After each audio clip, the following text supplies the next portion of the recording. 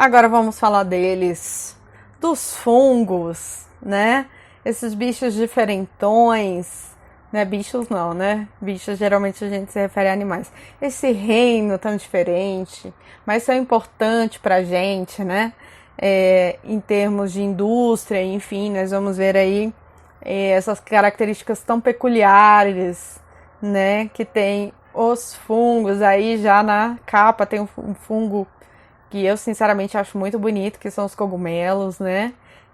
Tem alguns, inclusive, que são comestíveis, né? O champignon, para quem já comeu. É muito comum agora, com essa invasão da culinária oriental, a gente comer também o shimeji, o shiitake, né? Não sei se alguns de vocês já comeram, mas é muito comum nesses restaurantes de comida japonesa. E vamos lá. Então aqui, gente, eu já coloquei um quadrinho para vocês verem um pouquinho das diferenças já entre os reinos. Então, um pequeno exercício que a gente vai fazer só para a gente dar uma relembrada.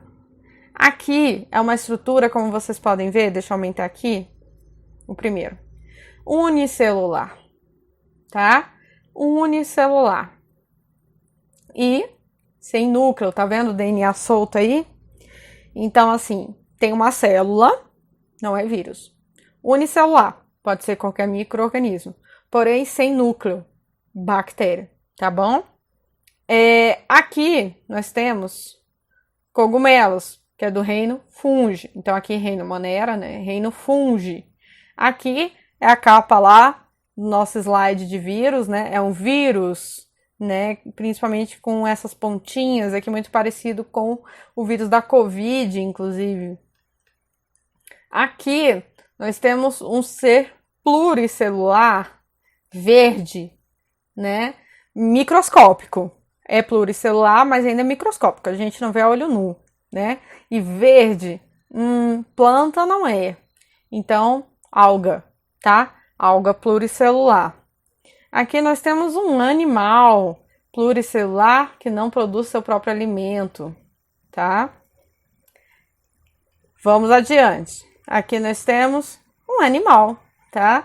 Não é o animal mais tradicional do mundo, mas não deixa de ser um animal marinho, tá? Então, reino Animalia, aqui reino Protoctista, né? Aqui, eu acho que não tem dúvida, reino plantar, multicelular que produz seu próprio alimento. Nós somos da onde? Reino Animalia. Não temos reino... Professora, a gente não tem um reino especial, né? Não, gente, a gente é um animal como qualquer outro animal. Professora, você está xingando a gente. Como assim a gente é um animal? A gente é um animal, velho. A classificação dos seres vivos, nós estamos dentro da classificação dos animais porque somos um animal como qualquer outro animal da Terra e não temos nada de especial. Tá bom? Temos nossas características que nos tornam único. Mas as estrelas do mar também têm as características dela que as tornam únicas. Os pandas têm as características deles que os tornam únicos e fofíssimos, né? Então, assim, não temos nada de especial, tá, gente? Em relação aos animais. Para com isso, tá? O ser humano se acha muito. Aqui, tá? Um protoctista, tá? Eu acredito que é protozoário, né? Apesar de ter um cloroplasto aqui, parece ser um cloroplasto, então talvez uma alga, né? Vamos falar disso na atividade, na próxima atividade que eu vou passar. E aqui esse mofo também é do reino dos fungos, nesse caso um fungo microscópico, né? Não é aquele fungo que a gente vê, bem bonitão, que é multicelular, tá bom? Então, o reino fungi, ele pode ser pluricelular ou multicelular, tá? Às vezes eu vou falar um ou outro, mas é a mesma coisa. Ou unicelular, sempre eucarionte, heterotrófico, faz a digestão, se alimenta, não faz fotossíntese, que nem as plantas, tá bom? Digestão extracorporal, produz enzimas que vai digerir o alimento fora do corpo. É muito parecido com as aranhas, aracnídeos lá do reino Animalia, tá? Na verdade, nós humanos, por exemplo, nós temos enzimas dentro do nosso estômago que fazem a digestão pra gente do alimento, tá? Nesse caso aí, as enzimas não ficam no estômago, elas saem do corpo deste ser e digerem o alimento fora do ser vivo. E depois ele só pega aquele material digerido, tá bom? Tanto uni quanto pluricelular. Então, assim, eles têm muitas importâncias no nosso dia a dia, como na indústria. Esse queijo Roquefort, por exemplo, né, que é o queijo verde. Opa, não é aqui não. Esse queijo verdinho. Então, quando você vê aqui, você está vendo nada mais, nada menos do que fungos, né? Eliminando, produzindo enzimas e colocando no queijo. Então, tá havendo uma decomposição do queijo aí para digestão dos fungos. Só que a gente come essa mistura aí de massa, né? De queijo com fungos, né? É muito bom para alguns acham que fede bastante, né? E que, sim, tem benefícios, não tem nenhum malefício, assim, desde que você coma moderadamente, tá? Porque pode, dependendo do fungo, não sei se é o caso do queijo Roquefort, ele pode ter uma toxina muito forte, tá? Tem uma relação muito bacana de mutualismo, acho que vocês já ouviram essa palavra em algum lugar, né? Falei em outra aula. Se você não lembra o que é, dá uma pesquisada na internet. Você tem uma relação de mutualismo entre alguns fungos e plantas, tá? Em que os fungos conseguem alimento da planta. Lembra que a planta produz o próprio alimento, então o fungo vai e pega um pouco daquele alimento para ela, tá certo? Enquanto ela aumenta, tá, a superfície das raízes da planta, isto é, ajuda com nutrientes. Então, os fungos dão para as plantas nutrientes, que os fungos, inclusive, conseguem captar e a planta não. E a planta ajuda o fungo dando glicose, que produz lá na fotossíntese. Na fotossíntese é produzida a glicose, né? A mesma glicose que a gente se alimenta, né? Os carboidratos. Assunto aí do primeiro ano, para quem não lembra. Se tiverem dúvida, também podem me perguntar, tá? Então, assim, é uma troca mutualística, tudo bem? Por quê? Porque algumas plantas dessas precisam desses fungos para conseguir esses nutrientes necessariamente. Então, é uma troca de dependência. Há uma troca dependente, um depende do outro, tá bom? Então, é mutualismo. Quando não há dependência, a gente chama de protocooperação, tá bom? Aqui nós temos os champions sendo produzidos, a gente come, tudo bem, tudo certo, pode comer. Tranquilo, cuidado, não sai comendo qualquer cogumelo, né? Acho que vocês viram lá no vídeo de fungos que eu postei pra vocês. Tem a galera que gosta de catar no mato, né? Fungos, pô, bacana. Mas tem um especialista que diz, ó, esse você pode comer, esse você não pode comer, tá bom? Pra evitar que a pessoa morra envenenada, tá? Tem alguns fungos que são extremamente tóxicos. Aqui uma doença muito comum de fungo, que é a micose, tá? Começa a corroer a pele. Então, assim, muito comum em cachorro e gatinho também. E pinge, para quem já teve, é um fungo circular que aparece na pele também. Então, assim, muitas doenças de pele a gente tem causadas por fungos, tá bom? Não lembro. Tem fungos também que causam doenças dentro do corpo, né? Eu lembro que eu mostrei lá no vídeo também para vocês, não lembro muitos detalhes da doença, mas bem grave também.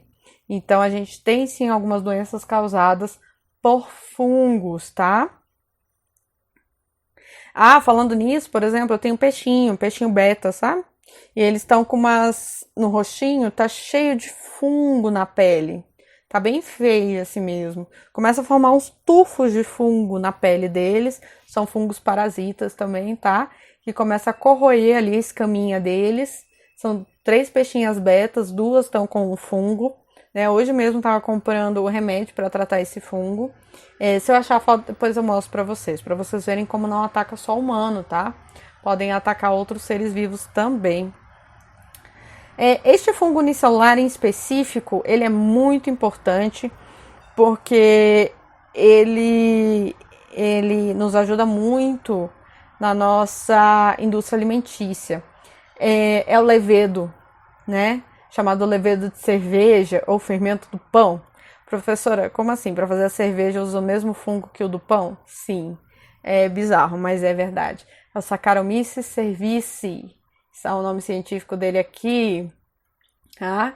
Já lembrando as regras aí do nome científico, né? Então é utilizado pela indústria de cervejas. Então quem faz cerveja artesanal ou as grandes indústrias de cerveja como a Ambev, né, que é dona da Skol, da Brahma, etc., precisam de grande quantidade desses fungos, tá? Geralmente tem biólogos trabalhando justamente para cultivar esses fungos. Sim, pode sim, pode sim. Pode um biólogo trabalhar nas áreas mais diferentes que você imaginar.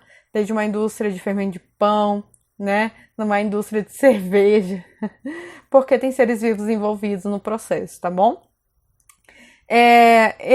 Quando eles são alimentados, tá? Com açúcar, no processo de fermentação, que eu falei no outro vídeo, né? Já deixei para vocês verem. Nesse processo de fermentação, o que acontece é que ele absorve esse açúcar para ele, tá bom? Como se fosse um processo de respiração, porém sem o oxigênio, né? Então ele consegue fazer essa quebra do açúcar sem o oxigênio. E tem um porém esse processo, que é a produção de álcool, que é tóxico pra gente e é tóxico para eles. Eles têm que cuidar para não produzir muito álcool, senão eles mesmos acabam morrendo. E esse álcool, então, produzido por eles é usado em muitas bebidas, né? É utilizado principalmente na produção de cerveja, é o famoso levedo de cerveja. E é utilizado no crescimento do pão, né? Acho que eu coloquei na outra atividade mais ou menos como funciona o crescimento do pão. Esses fungos, tá a massa lá de pão. Esses fungos que você colocou no fermento de pão, fermento biológico, eles começam a respirar lá dentro. Respirar entre aspas, né? Uma respiração anaeróbica, não é igual a nossa. Então eles começam a respirar. Se você chegar bem perto da massa de pão, você vai ver que tem um cheirinho de álcool. Não sei se vocês já pararam para sentir. A massa de pão crua, ela tem um cheirinho forte. É o álcool que está sendo produzido. Só que a massa tem que ser bem elástica, e aí tá toda a química do negócio, como eu expliquei lá na atividade. Tem uma química aí por trás muito legal, que a massa do pão ela não pode ser muito quebradiça, ela tem que ser bem elástica, porque ela tem que esticar, sem deixar... Então, ele absorve, né, esse açúcar quebrado e libera álcool e gás carbônico. Igual nós também liberamos gás carbônico. Então, quando ele libera o gás carbônico, ele libera um gás que vai fazer a massa crescer, tá bom? Ocupa muito espaço o gás carbônico. Se essa massa está quebradiça, o gás carbônico foge e a massa não cresce. Se você coloca no forno antes do tempo e não dá tempo deles respirarem o suficiente, a massa também não cresce, tá bom? Então, é toda uma ciência por trás de um bolo, né? Na verdade, culinária tem muita química e muita biologia por trás, com certeza, com certeza. Tem mais um emprego para biólogo aí, né? O álcool, então, sim. Então, quando você coloca essa massa no forno, tá? Você faz o pão crescer. O pão, depois de assado, ele fica na estrutura, né? Não tem problema agora cortar nem nada, que ele já tá com a estrutura fixa. E cada bolinha daquela que surgiu no pão, né? Por causa do gás carbônico, vai ficar. Você vai ver as bolsões de ar, né?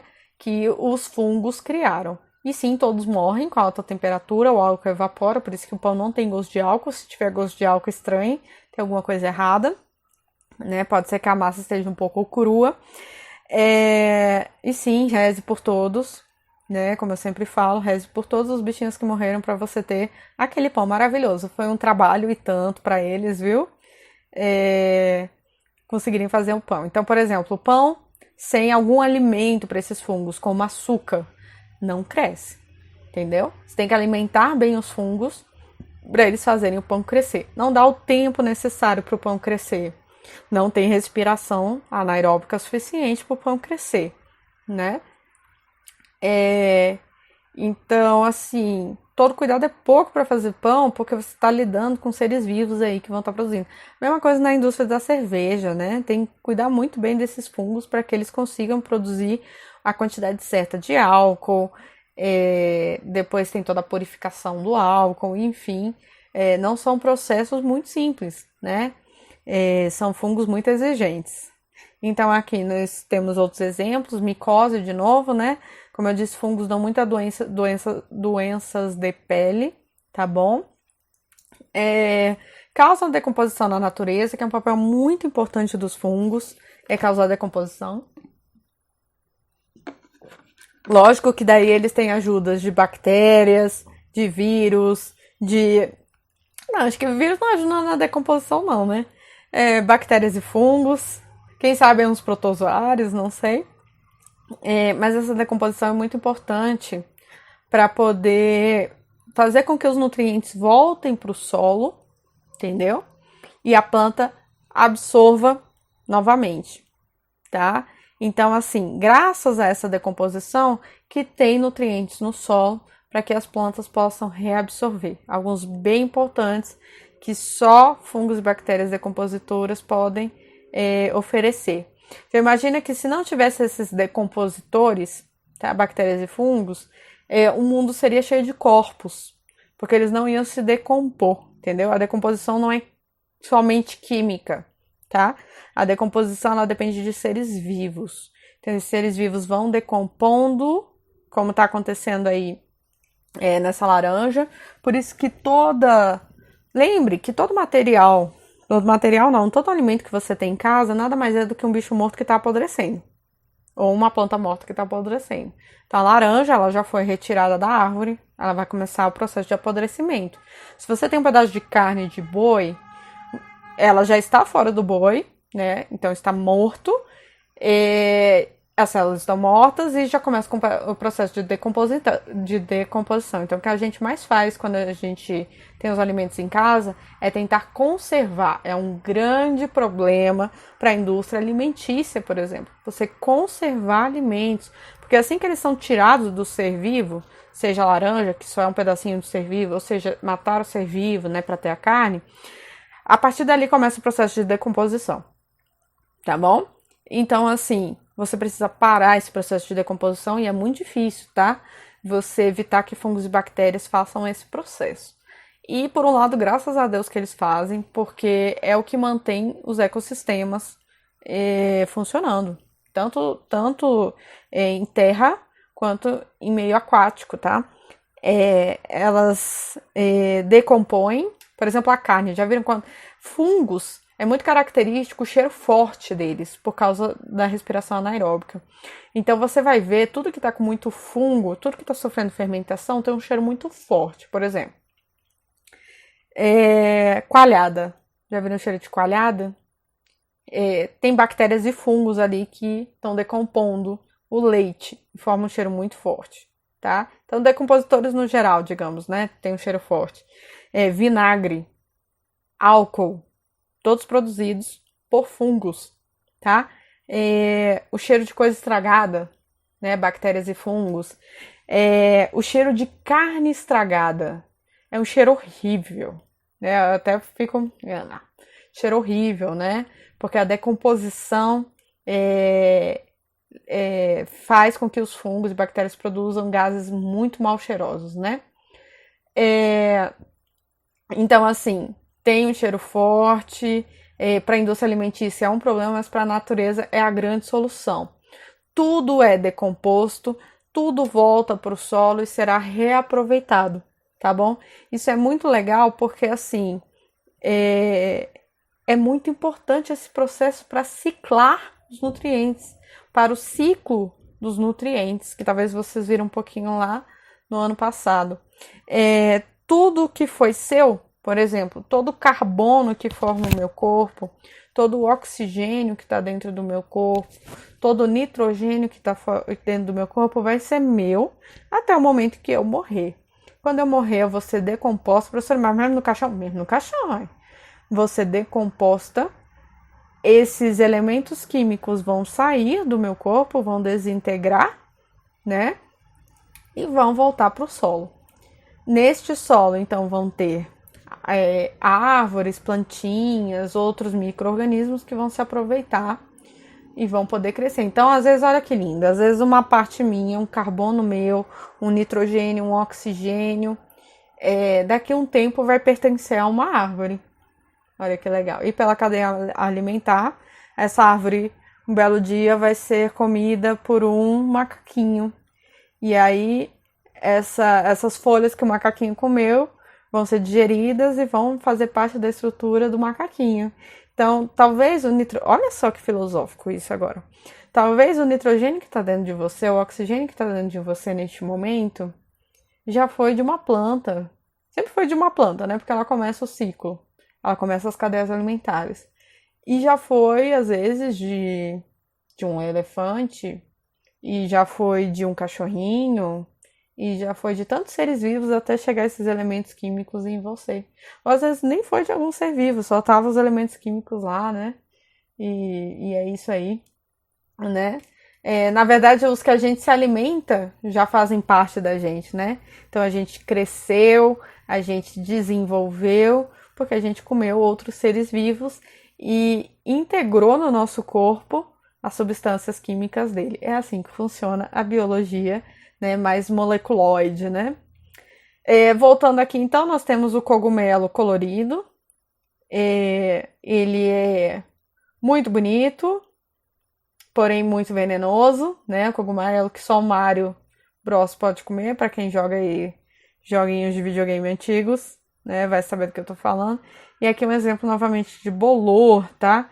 Muito prejudicial para a saúde, né? Principalmente pessoas que têm problemas respiratórios.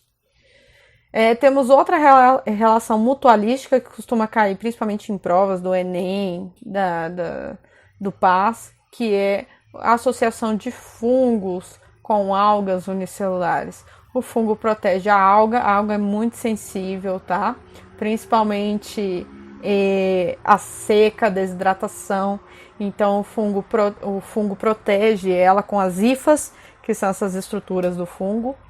E a alga, em troca, dá alimento para o fungo, tá? Quase a mesma coisa das micorrizas lá, que a gente viu uns slides atrás, que é a troca de plantas com fungos, aqui é de algas com fungos.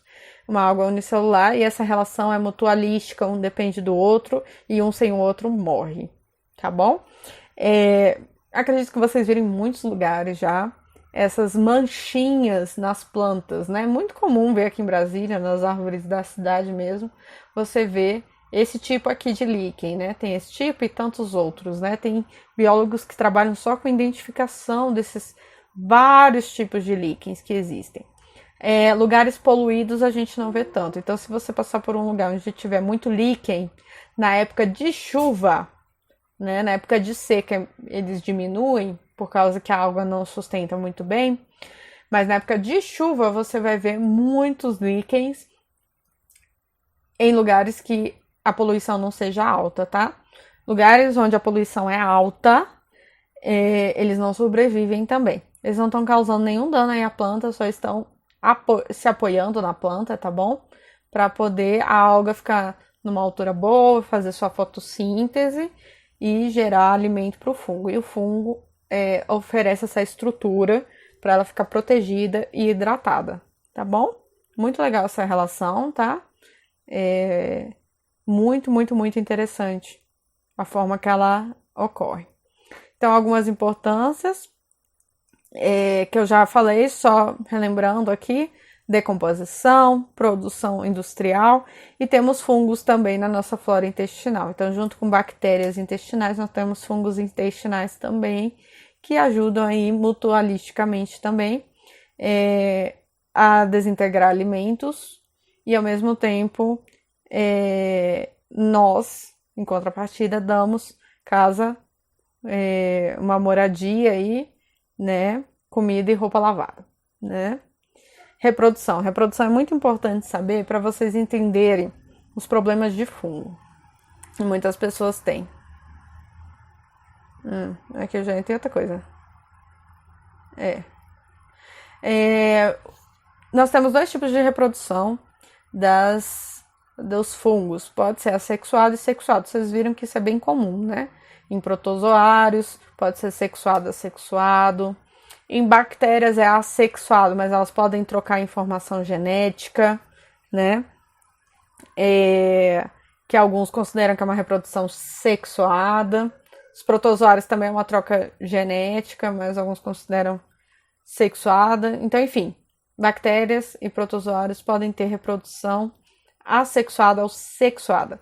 Fungos não é diferente, tá bom? A produção sexuada são esporos que são liberados, tá? Aqui, a gente tá vendo o mofo do pão.